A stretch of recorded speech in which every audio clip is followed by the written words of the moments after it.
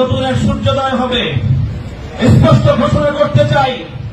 আর যদি একটা গুলি চলে, হেফাজতে ইসলাম বাংলাদেশ ঘরে বসে থাকতে পারবে না। আমার সন্তানের লাশ নিয়ে আমরা কবরস্থানের দিকে যাব না।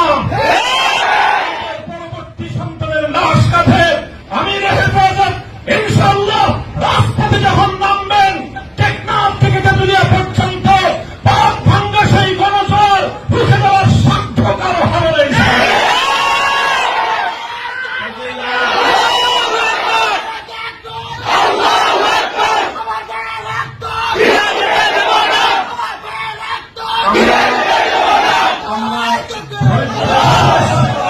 করেছি পরিস্থিতি এভাবে যদি চলতে থাকে, আর যদি আমাদের দেশের জনগণের নিরাপত্তার দায়িত্বে নিয়োজিত আইন শৃঙ্খলা রক্ষাকারী বাহিনী বুলেট যদি আর বন্দুকের নল থেকে আরেকটি বুলেট ছুড়ে, তাহলে বাংলাদেশের পরবর্তী গণ অভ্যুত্থান অবশ্যম্ভাবী হবে।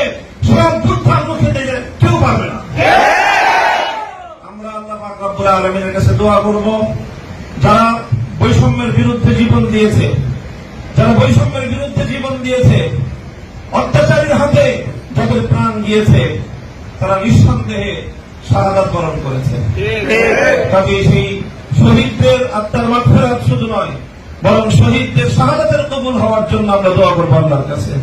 এবং সেই শহীদদের উসিলায় আল্লাহ যেন আমাদের আগামী প্রজন্মকে এভাবে সকল বৈষম্য, জুলুম, অবিচার, অন্যায়ের বিরুদ্ধে রুখে দাঁড়াবার এক অদম্য সাহস যেন আল্লাহ পরবর্তী প্রজন্মের বুকে বুকে দান করেন, সেই দোয়া ইনশাআল্লাহ আমরা করবো।